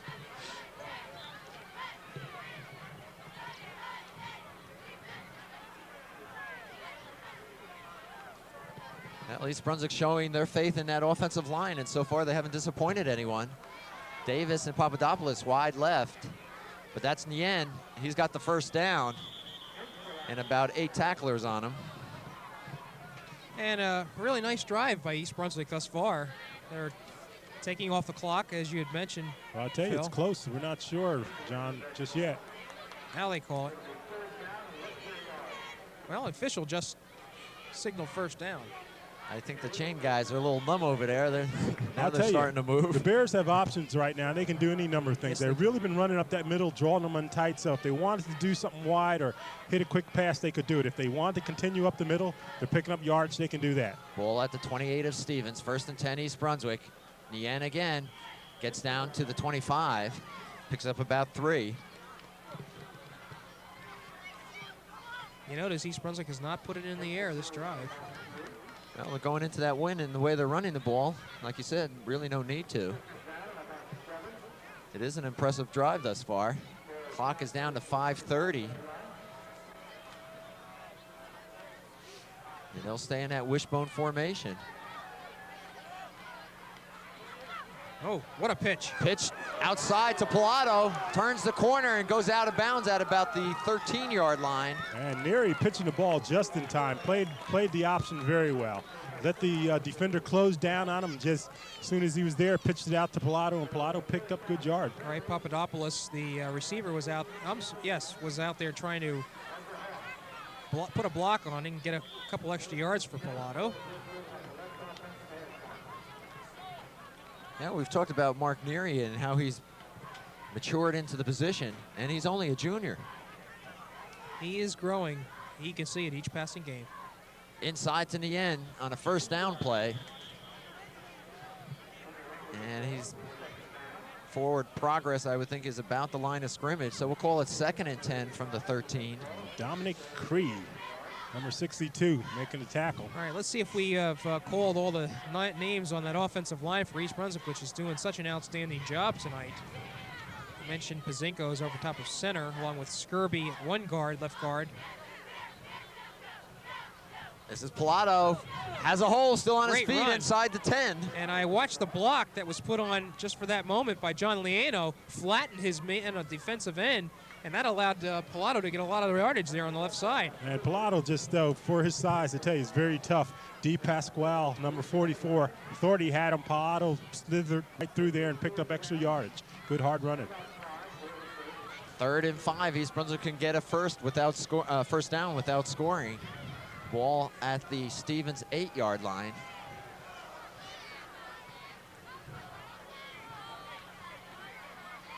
Johnson in motion. Neary has it, pitches back to Johnson. He can step up. He's got the corner of the end zone. Is he in? Yes, he is. Johnson from 8 yards out. Marnell Johnson, John, using his speed to inch it over. And that's a nail in the coffin right at this point. And what can you say? Marnell Johnson, Mr. Versatility, does it all kinds of ways. He can score by pass receptions, kickoff returns, punt returns, you name it. He does it all. And a lot of credit to that offensive line, really. They did a job there. Good blocking all the way. Cairns to put on the 33rd point if he can. Into the wind. Gets it up, and that wind is blown back into the right. So East Brunswick will settle for a 32-7 lead at this point. Did you see the wind take that ball? I tell you, it's blowing down a lot harder down there on that field than it is up here. It's swirling, definitely swirling. I don't know if you're correct about that. It's pretty cold up here. You guys are feeling it. But to use some improper grammar, who would have thunk? I'm telling you, the way the Bears have taken it to J.P. Stevens tonight. And I would not all be surprised to see some of this crowd filter out, because it does appear with this 32-7 lead, John, that you can really call this game over. And plus the weather. I mean, it is getting chilly out here. Boy, the last thing you want to be doing is sitting on those metal bleachers. Yeah. Anyway, Varick to kick it off. He'll get some assistance there as they hold the ball for him. And he gets a good kick into this wind. Ball dropped on the ground. And that'll be it. Mosley just couldn't find a handle. And I'll tell you, he was lucky to come up with the ball. Again, young fellas, you got to learn. After a certain time, you just have to fall on that ball. He could have got popped, and it could have popped out of there.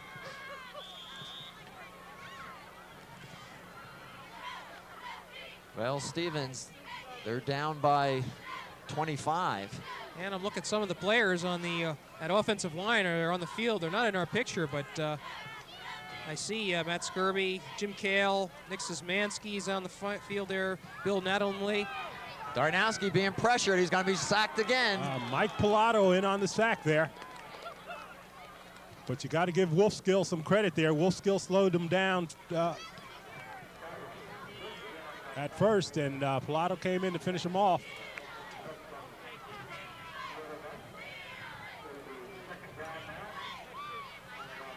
John Liano on the sidelines. Really, Phil, I'm talking about the offensive line for East Brunswick. Really one of the better lines I've seen in quite a number of years for East Brunswick. That's saying a lot. Ball at the 20 for the Hawks. 2nd and 16. 2:50 remaining in the 3rd quarter. Whoa. Darnowski, and we're going to have whistles. Either the center didn't get the ball up in time, or the Bears were there too soon, because Darnowski was pulling away, sort of asking for the ball, but the ball wasn't coming back there. Exactly. So. I think the center missed the count. The offensive line was moving on it.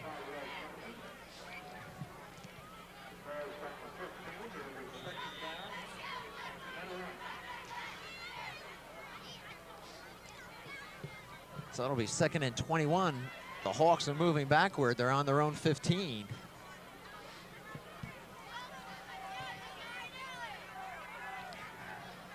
Darnowski's having a difficult night tonight. Camera comes right up the middle. Here he comes. Oh, knocked away by Zins, I believe, number 92. Phil, if he could have got the other hand on it, he would have had 6. He would have been home free. Scott Cameron coming up the middle, putting the pressure on and forcing Darnowski to fling it out there, and Zins almost came up with the big play himself. So looks like Stevens is going to have to punt again, once again, from deep in their own territory.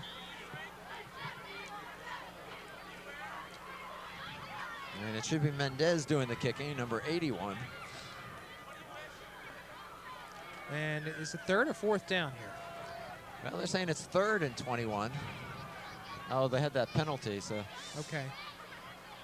Here they come. Oh, what a play. Timing play.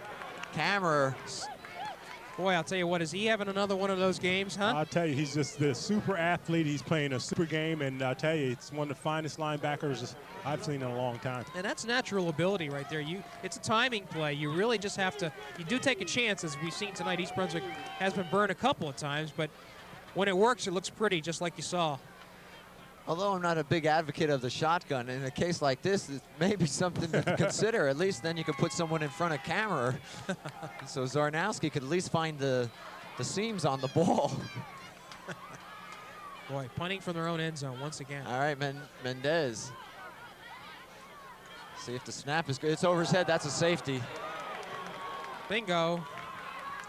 So it's all falling apart for Stevens at this point. Yep. That'll make it 34-7. And East Brunswick will get the ball. I'll tell you, it's just amazing. Another score for the Bears. Who do we give it to, the specialty team or defense? Who knows on that? Let's just give it to the defense again, right? But, you know, you just have to wonder, did the wind have something to do with that? I mean, that ball just took off. We saw how that extra point attempt by Carnes just went off to the right. The snap was into the wind. If anything, the wind would have held it down, I would think, or prevent it from sailing. Well, I think the center may have been trying to compensate for it and just put too much juice on it, and it went over. Well, let's face it, this poor center has been stepped on by camera just about every play, and I think that certainly is on his mind. Anyway, they'll kick it off. Again, their option either to punt it or kick it off. They'll kick it off. East Brunswick has Davis and Johnson back. Allinder gets a good foot into it. This will be Johnson right at the 38. He'll take it up the gut. Still on his feet. Almost got away. Going backwards, but he gets into J.P. Stevens territory.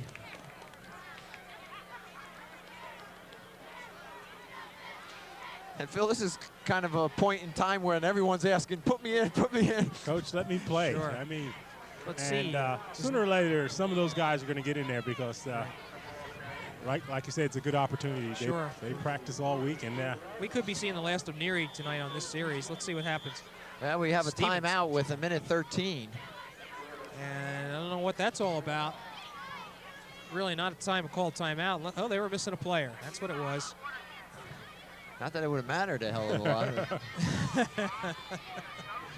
But really, I think Borden's probably going to see his first unit here for the last time. They'll probably try to push one more through with a minute 13 left in the third quarter. Well, that's just pure speculation on your part. He still has to, keep these guys ready. They got to be prepared to play full 4 quarters. But sooner or later, the young players will get in there. I don't know if it'll be right now, Albert. Phil, you got Perth Amboy coming up next week. Amboy always seems to cause some problems for East Brunswick. That's for sure. It's been either a close game, an upset, or East Brunswick's been able to blow Amboy out. They had their number the last couple of years, but actually last year Amboy knocked off East Brunswick, if I'm not mistaken.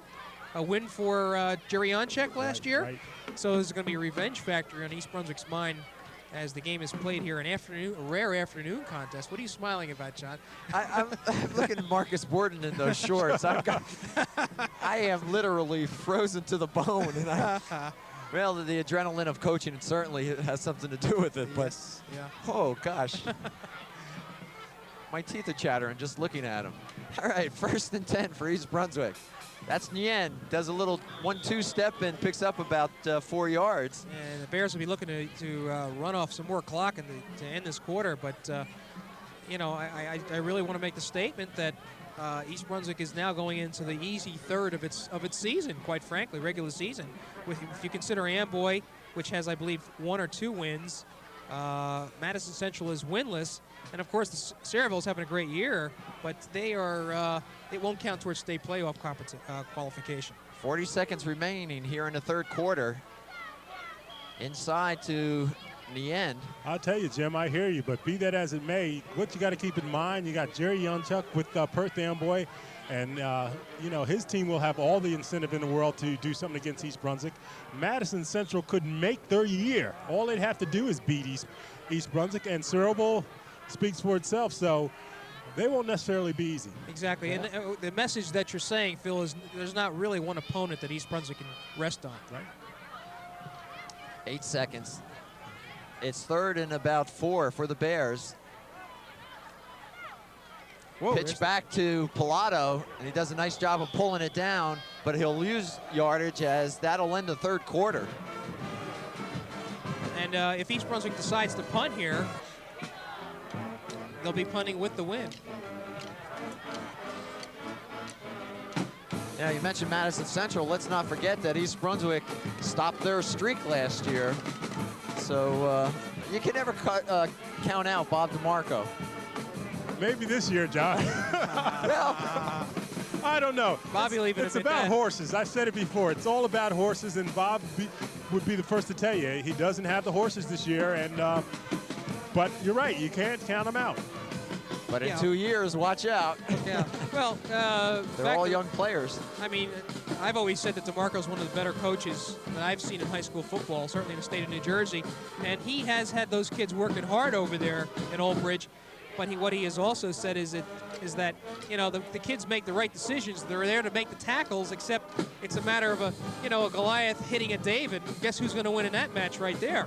So they just can't win out in a situation like that.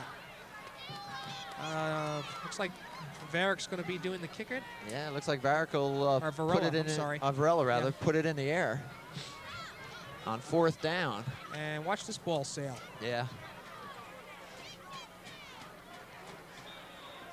I don't mean the center snap either. Yeah, I hope not. Oh, boy. Varela, no pressure on him, really.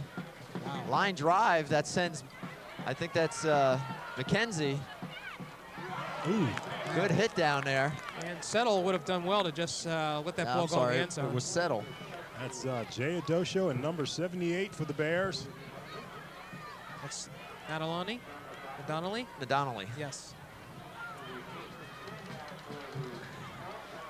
So Stevens in terrible field position, and basically that's where they've been all night. And trailing 34-7 and going into the wind, they got a tall order ahead of them, to say the least, A very tall order. as we start the 4th quarter.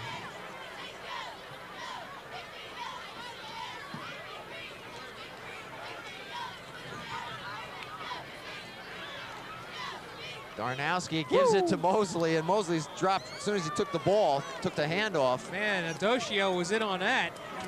And Jay's been playing a super game today. And Super game isn't the word for it. He's really, been all over the place. Well, he's been all over the place, and we come to expect that. Pound for pound, there's probably not a better nose guard or defensive player than Jay Adosho. He's a lot of heart. And, Timeout, East Brunswick. Well, let's see what this is all about. Well, Borden has been on the field an awful lot tonight, taking personal charge of the defense. Well, he's got to keep warm, so he's got to keep moving. So you don't think he's going to let assistant go out on Yeah. the field?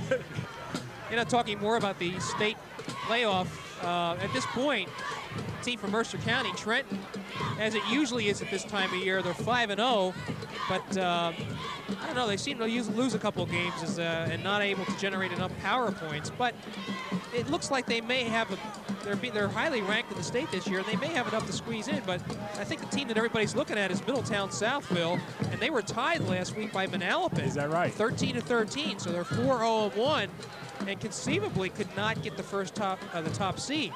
Manalapan is, East Brunswick is 3rd in power points, and Manalapan is 4th. Edison is in 5th.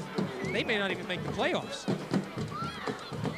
2nd down for Stevens. On the outside is McKenzie. Cornell Johnson using his speed to get to the outside and shut that run off. And it'll bring up a 3rd down for the Hawks. The ball spotted just shy of the 15-yard line. Let's call it 3rd and about 6.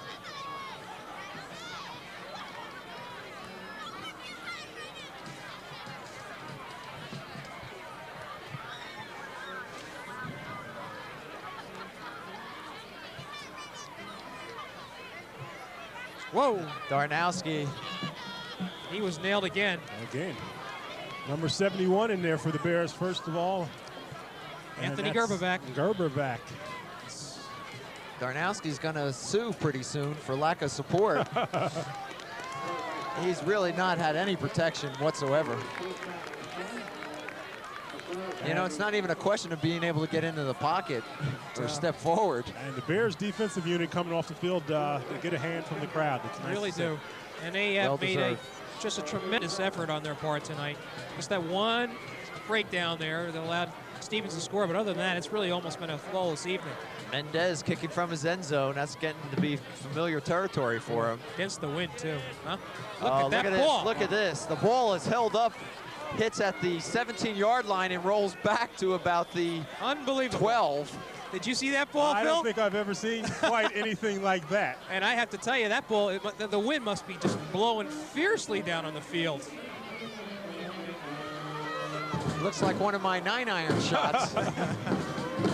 And that's about the best way you're going to get a first down. Good scoring position. Neary's still out there, Phil. You're right.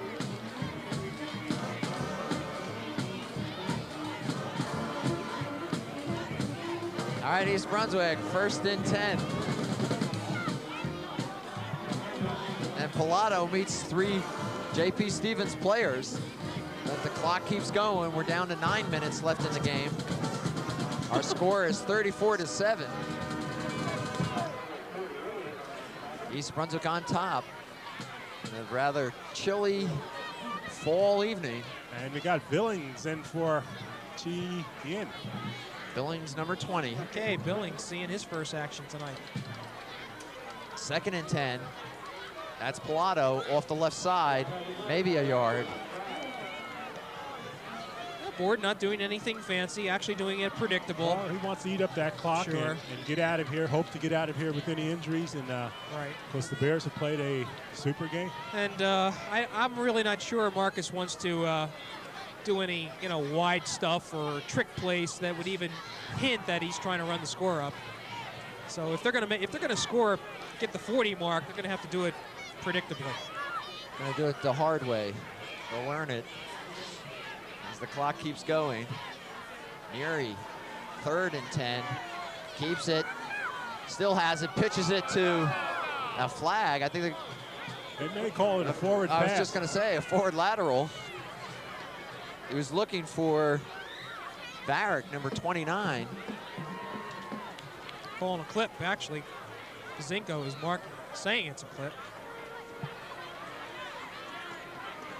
It is.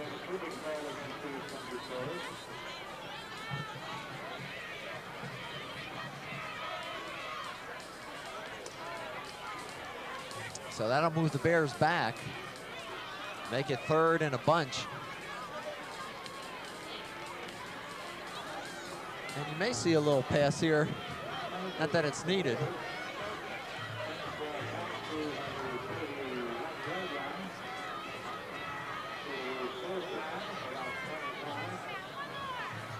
Well, in any event, the first offensive unit is off. Well, I see Pilato and Johnson sitting down.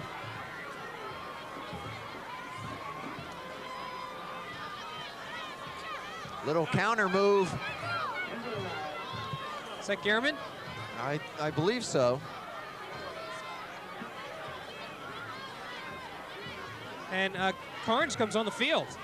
Look at this one. With the wind at his back, he certainly has an opportunity here, right? And let's watch this one. Actually, I believe that was Barrick in the last carry. Okay, But 31-yard line, 41-yard field goal. 41 yard. And certainly with the wind at his back, Carnes has all the capability of making this. Snap. Kick is low. Did it make it? It did. Oh, Just crossed the bar. Can you believe it? And that was all wind there. A little bit of foot, but the trajectory was a straight line. Just over the bar. And it sends a message to that we have a kicker too, and these kids have a lot of pride. They read the paper. He knows Zullinger's up there. East Brunswick has a good kicker, always has had a good kicker, and a chance for him to get a 41-yarder on the board, and they take it. All right, Phil, you don't think there's any intention of running it up They on got that to one? do so. You can't just sit down, Jim. Right. I mean, yeah, they haven't passed the ball. They could have very well passed the ball. They didn't pass the ball. They obviously were intentionally running the ball. They got a penalty, and they went for a field goal. It was a percentage, a 41-yarder, even with the wind. Yeah. It was a good shot, and he made it. Makes it 37-7. East Brunswick on top by 30 with 6:57 remaining in the game. And the ball flips off the tee there, blown off by the wind. So they'll ask someone to hold it. Varick will crank it back up again.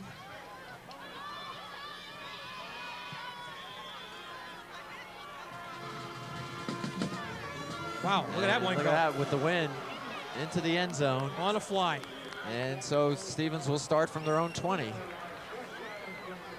And just a fine kick by Varick, even with the wind. And these kids, Jimmy and John, I tell you, they just don't develop like that. They come up through the ranks. These kids are kids that have played in Pop Warner. You talk about Varick and Varela with the Golden Bears. These young, not with St. Bart's they developed. And you talk about Pilato and Johnson who come up with the Golden Bears. So it starts at Pop Warner. And they were good in Pop Warner, and the same guys that end up being good on the varsity level. They were, and East Brunswick, of course, also has an 8th grade team that enables some of the bigger kids to get an opportunity to play even before high school. And all sorts of motion. It looked like the Canadian Football League there for a moment. That's a penalty. The wide receiver for J.P. Stevens left too soon, and they're just out of sync.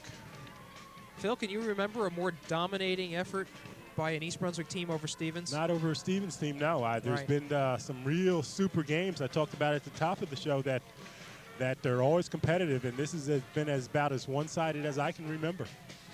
I believe John DeMuzio is in at quarterback for Stevens, number 18, and he's probably hoping that they don't ask him to pass. Well, I know there's one happy player on the Stevens side, and that's Darnowski. Yeah. I don't have to play Jeff anymore. Darnowski really earned his keep today. I mean, that young man really was hassled from the opening whistle. Get-go.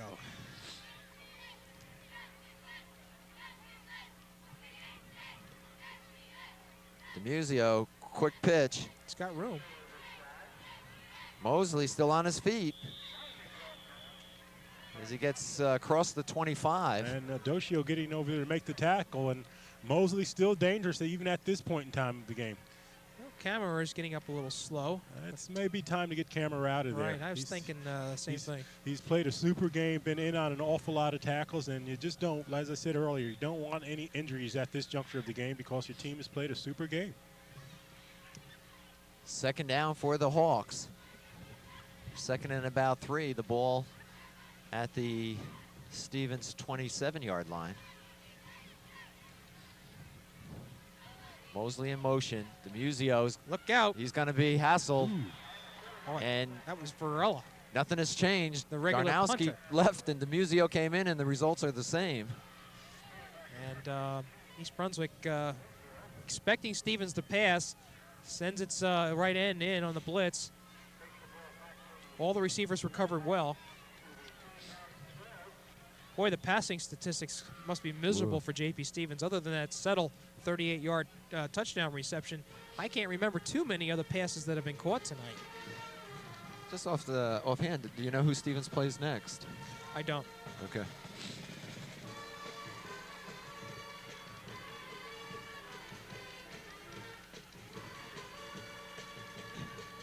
DeMuzio will put it up into the wind and almost intercepted by Richards on a third down play. Well, I'll tell you, it's about the time of the game to say that after the way the Bears have performed today, the last few weeks we've been hearing Woodbridge had their worst game against the Bears. Edison had their worst game against the Bears. Stevens had their worst game against the Bears. So there bit of a trend, you there thinking? seems to be a pattern there, and I think we got to say the Bears have arrived, and they are, as I said from the beginning, Really? the team to beat right now. Oh, without a doubt. Mendez to do the punting on fourth down. Into the wind. There it goes. And there it goes, about 15 yards, if that. Like a dying quail. Well, they will advance the ball They could- 8 yards from the line of scrimmage on that.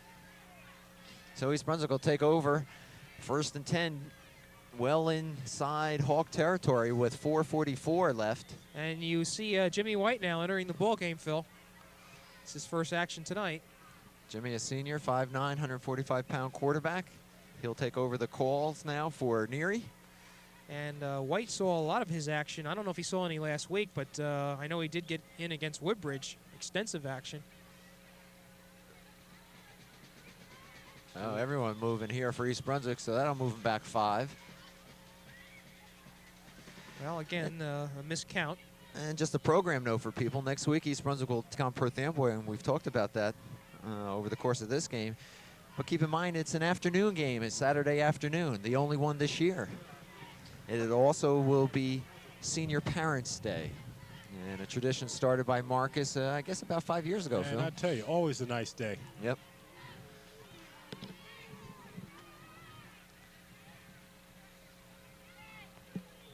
And East Brunswick content to keep it on the ground. They'll improve their record to 5-1 and remain undefeated in the GMC Red Conference.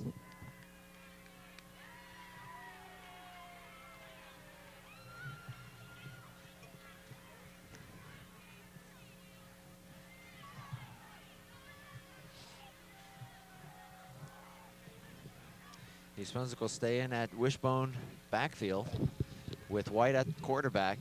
That's Billings. Ooh. And Billings almost broke away. I tell you, one step from pulling away there. Number 82 on the tackle for Stevens. That's Greshorn. And a lot of faces seeing some action. Jason Squire, who is listed as a place kicker on our program, is going in as a wide receiver.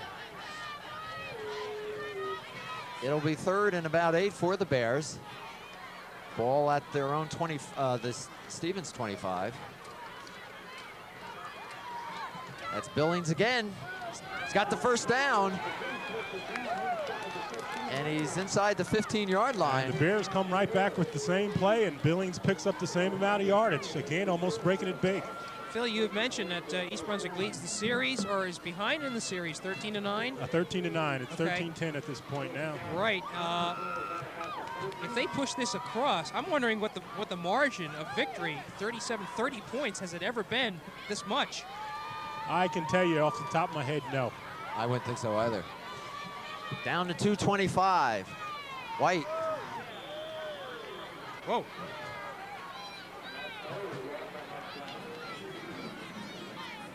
Handoff to Varick, and a little enthusiasm by one of the Stevens players. Quite a bit. More frustration, I think, than anything.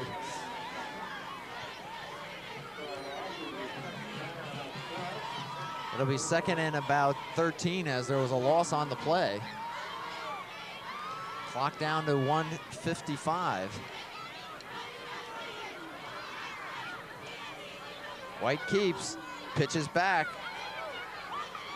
Stevens was ready for that one. And that was 23, and I don't honestly know who 23 is. We don't have him listed in our program for East Brunswick. It's not Goldstein. Has he come back?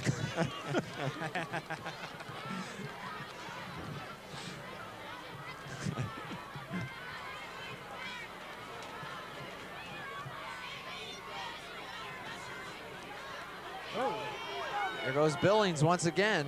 Almost had an opening there. I tell you, they got some good young talent. I like the way the young man runs.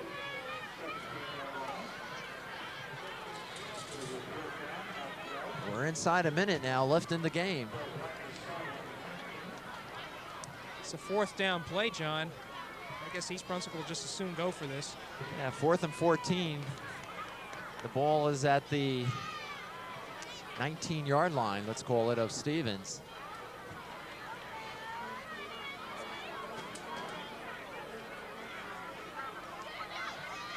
That was Billings, and he gets to the line of scrimmage, and they'll give it over to Stevens with 30 seconds left. That's just going to about do it right there. Stevens is going to try to muster something here. So with 30 seconds, gentlemen, your thoughts in going into the Perth Amboy game? Well, John, we talked about the offense. The Bears find themselves an offensive. This is if they put on as good an offensive show as anyone could expect. And I think this team is just really developing to become an all-around team.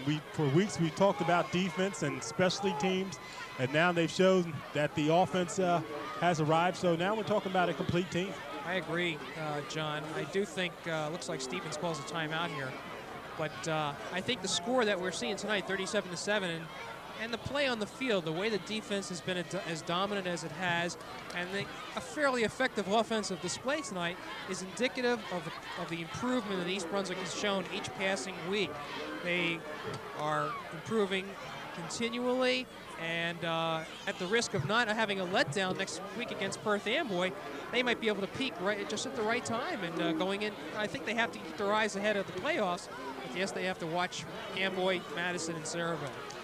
And that's what I was going to mention, Jim. I think if you're going to peak, now's the time, and boy, East Brunswick seems to be on target with that.